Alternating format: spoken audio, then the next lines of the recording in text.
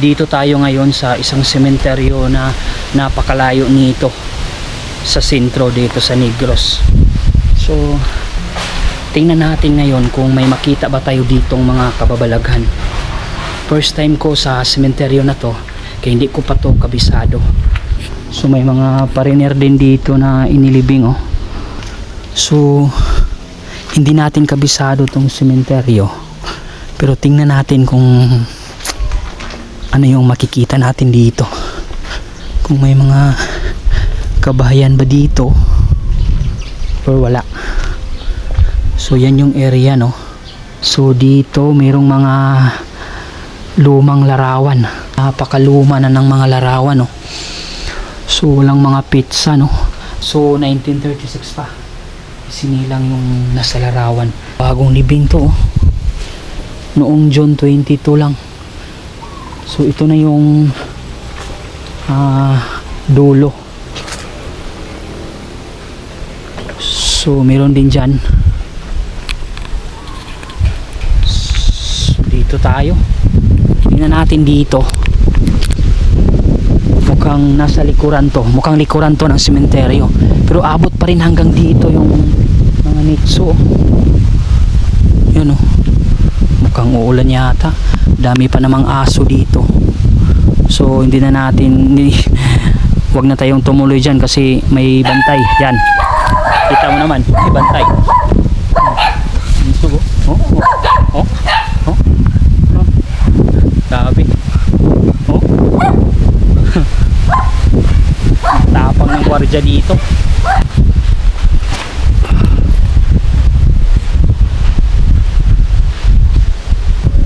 So nandito tayo ngayon sa likuran. Tingnan natin dito kung may daanan ba tayo dito no. Bahay pa dyan or punto din. So puntod siguro din dyan pero nakabakod na. Private siguro. So isa sa goal natin dito ngayon is makahanap ng kabaong para may ma-unboxing tayo. So parang uulan. 2007 lang siya isinilang at pumanaw siya noong nakarang taon 2024. 17 years old lang siyang pumanaw. Super bata. Punong-puno na tong sementeryo na to no. Yan oh, yan yung mga hitsura nung unang panahon. Ganito kasi ginagawa. So saan tayo? Dito muna siguro tayo.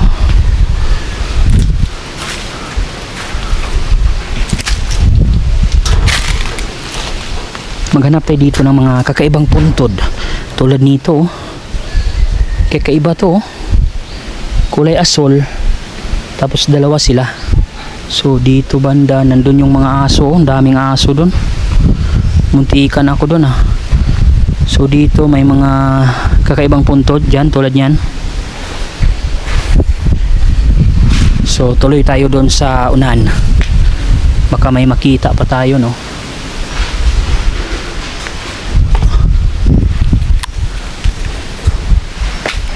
Bahala na kung uulan. So yan na, lumakas na yung ulan. So okay lang yan kung umulan. Nandito na tayo sa loob ng sementeryo. Hindi naman siguro tayo dito mababasa. So ang hirap ng daanan dito no. Kasi nga walang daanan. So ikaw na maghanap. So ito kakaiba din tong nitso dito. Ito yung maganda sa puntod, yung ganito colored yung lapida nya, napakaganda. So mukhang nandyan yung malaking cross, nakita ko na. So tara lapitan natin.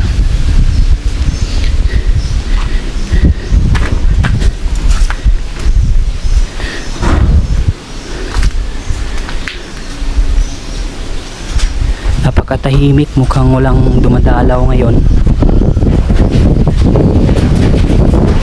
So puntahan natin yung malaking cross. Ang ingay ng mga bubong dito, parang galit sila na nandito tayo. So malaking cross ba to? Tingnan natin oh. kung may mga kakaiba ba tayong makita dito. So meron ditong ano, mga kabaong inilagay dito. Itong ano to, meron pa nagsindi ng kandila bago lang. Tapos itong mga ganito, mga kabaong, itong nasa yung mga nasa plastic, yung mga kabaong na sira, pati yung glass ng kabaong nandito. So meron ditong alay na soft drinks, tapos may pangalan, no? So meron pala ditong nagro-rosaryo. Ito yung alay nila. So dito pala sinusunog yung mga tira-tirang kabaong. Dito may nasira dito. Sira to. So sobrang luma, sa sobrang tagal. Nandyan pa ba yung ano? Mukhang wala na yung bubog to, ah.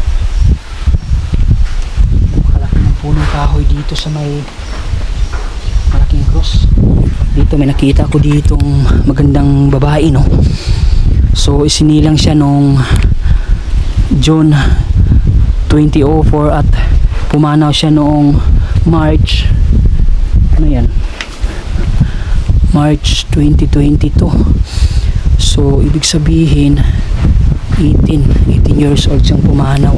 Lapitan na natin ngayon itong balete. Tingnan natin kung anong meron dito.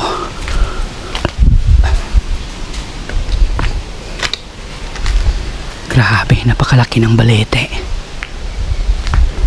Sinira niya yung mga bubong na nasa tabi niya. Yan.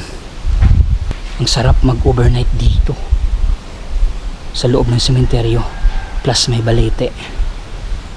Siguro may mga elemento na nakatira dito.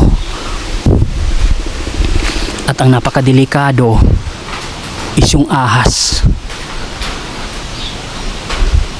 So akasya pala to na may kasamang balete. So in short, balete na may konting akasya. So ito yung sa ilalim, no? Tara, tingnan natin dito sa ilalim. Hello po, may kapre ba dito? May nakatira ba ditong kapre?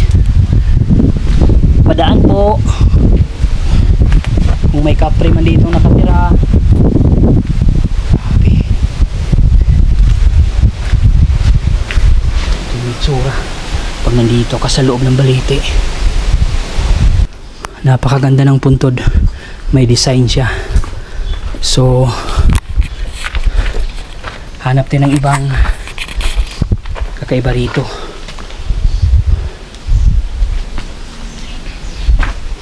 So maghanap tayo ng ibang madadaanan.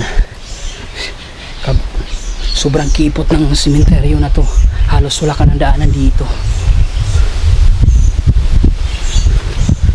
So dadaan tayo dito sa ilalim ng balete. So may nakita akong mga tao dun sa unahan. Hindi lang muna tayo lalapit, baka ano yung ginagawa nila, baka makadisturbo pa tayo. Dito may nakita ko ditong lumang cross. Oh my god, 1950s pa. So 1950s pa yung cross na yan. Kahoy siya, no? Antique. So ibig sabihin 75 years na siya dyan na nakahiga. Wala pang sira, oh. Buo pa yung cross. Grabe. Sobrang tanda na, no? Kasing tanda na ng ating lolo at lola. Ito yung mga punto nung unang panahon. Ganito nila ginagawa. Yan.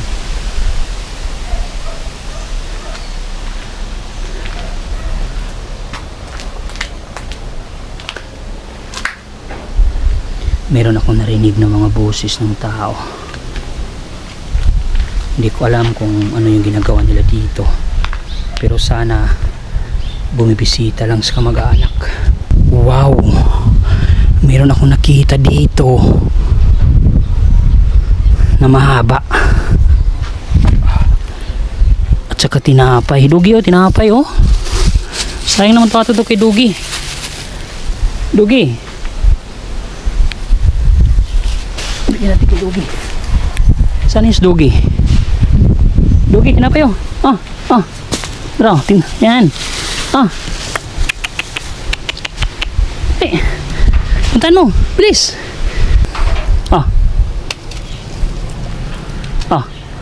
Yan. Magpakabusog ka ha. Para sa'yo talaga yan. Yan, isa-isahin mo yan. Tamang tama. Sige, iwan na kita dyan. Punta tayo dito, no? Oh my God. Kakalibing lang dito. Tapos, meron ditong natitirang palamig oh. So, inom tayo.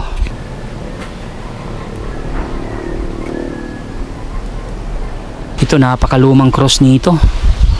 Kaso lang walang walang petsa. So tingnan natin yung lapida. So walang lapida din. So tansya ko dito nasa 50 years na tong cross na to. Napakaluma nito pero nanatiling nakatayo. Ganda din tong design ng kanyang puntod oh. Parang bahay lang no. Pagkatamis ng juice. So medyo nawala na yung uhaw ko. So maraming salamat no sa may dala ng juice at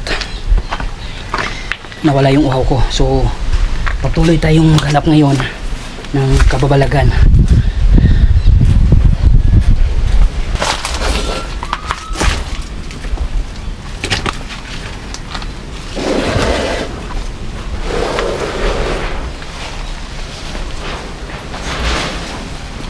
Sinilang siya noong 1993 at 32 years old siyang pumanaw. Napakasakit talaga isipin na may mga ganyang murang edad na pumanaw na. Merong butas dito. Tiningnan ko kung meron ba dito yung buto.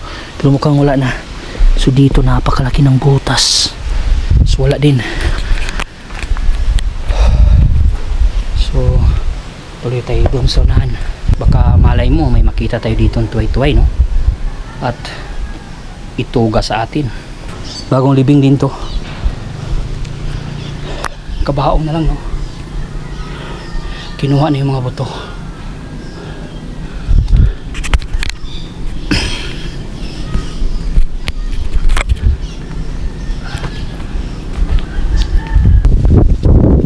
May bahay dyan.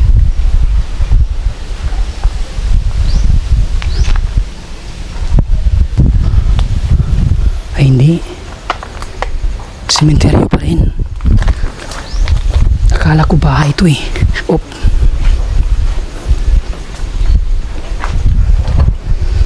So abot pala hanggang dito yung sementeryo.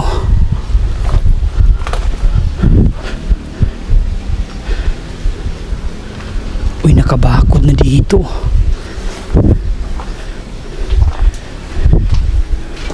May bako dito. Hindi tayo pwedeng pumunta doon.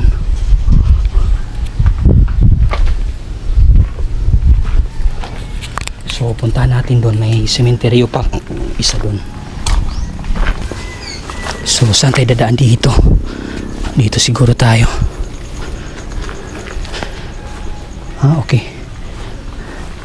May daanan dito. Yan o. Grabe, napakalawak na sementeryo. Abot pala hanggang dito. So dito yung napaka-creepy. Kasi nasa likuran na to eh. Uy. Ano yun? Meron akong puntod na nakita na kinain na ng punong kahoy. Sobrang kawawa niya. May nakita ako dito tinapay, tubig at may kape. Ang sarap. Ang pagbibigay alay ng mga puntod or ng mga mahal natin sa buhay ay nagsisimbolo lang yan na hindi natin sila nakakalimutan nung buhay pa sila. Yung mga paborito nilang kinakain ay dinadala natin dito sa kanilang mga puntod.